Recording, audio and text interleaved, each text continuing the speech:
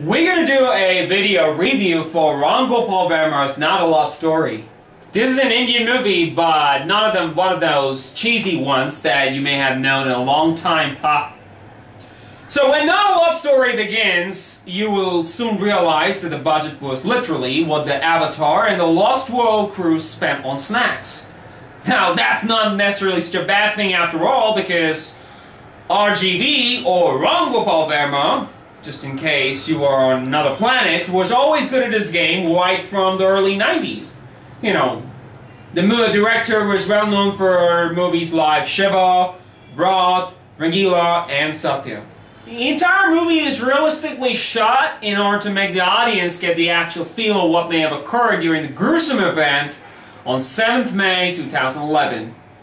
To begin with, the prime cast, Mahi Gill, who portrays herself as Anu, is your charming next-door girl from Chandigarh, India, who carries the dreams of an aspiring actress in Bollywood. Now, Deepak Dobriyal, portrayed as Robin, plays a typical over-possessive psycho boyfriend from Punjab. And he is not exactly thrilled by Anu's tall ambitions. Robin attempts to convince his lady love to change her mind, but remains largely unsuccessful. And before we know it all, Anu is busy making her home in her newfound proverbial city of dreams. Mumbai, India as we know it, greets her with its dark embrace.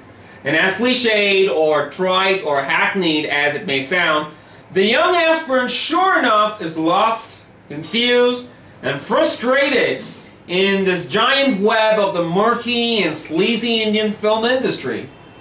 On the parallel, her over-obsessive maniac boyfriend has lost every inch of his patience, considering the fact that it's been 3 long months this girl has been away.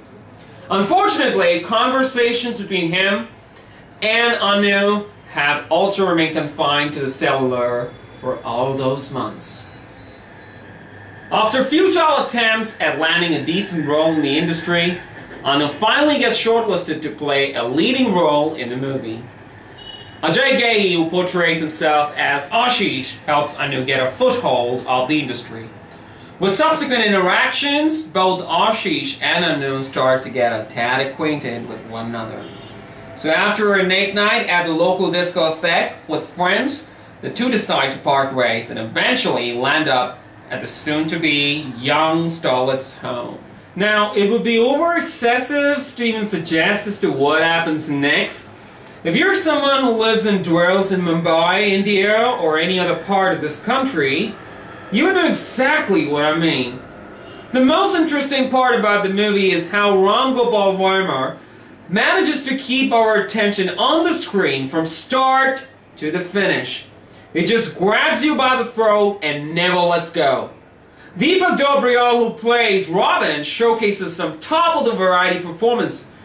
There are comparisons of Dobriyal made to a younger Nana Patekar, although those familiar with Japanese film noir would see shades of Takashi Matsuyama from Takashi Shimizu's Ju-On, also popularly known as The Grudge.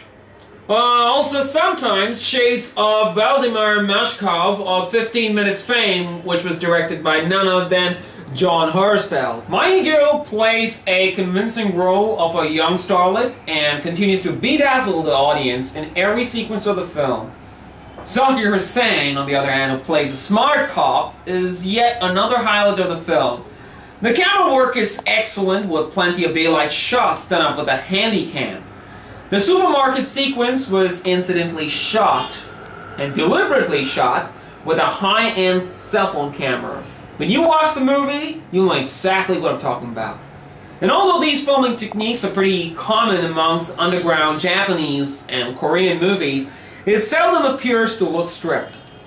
Editing and post-production is top-notch if you consider the background score during the course of the movie. Again, with all due respect to the film's budget, I still felt that there was mighty scope for improvement. These are small quibbles, but yeah. To highlight this example, I should say that RJV's production team could have further darkened the atmosphere as some areas remained unexplored. But I would guarantee that wouldn't really spoil your movie watching experience. Without giving away too much of the story, I must add that everyone in the movie did their bit to showcase their talent.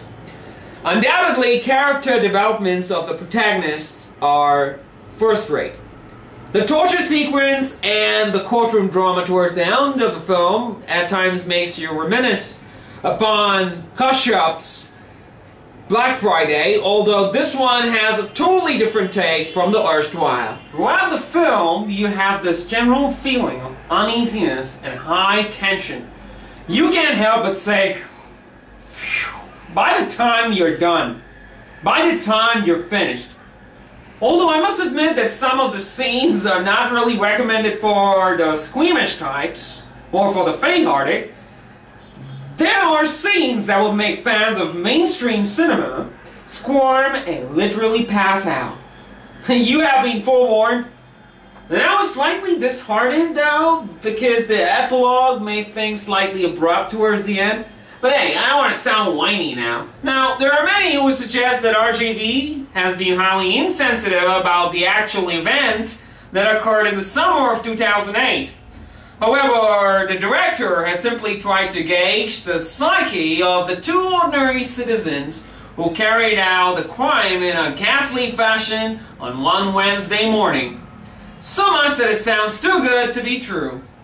I won't go on record to say that this is one of the Ram Gopal Verma's best, but it's definitely one of his creative efforts. Although I digress that this is cult cinema, which should remain largely confined to the cult audience.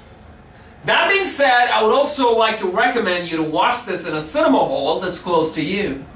I say this only because RJB's movies generally carry a theatrical feel, Booth, or Vastu Shastra, or Funk, and more. So, the DVD is currently available on Amazon.com, and be lucky enough to get your copy for yourself.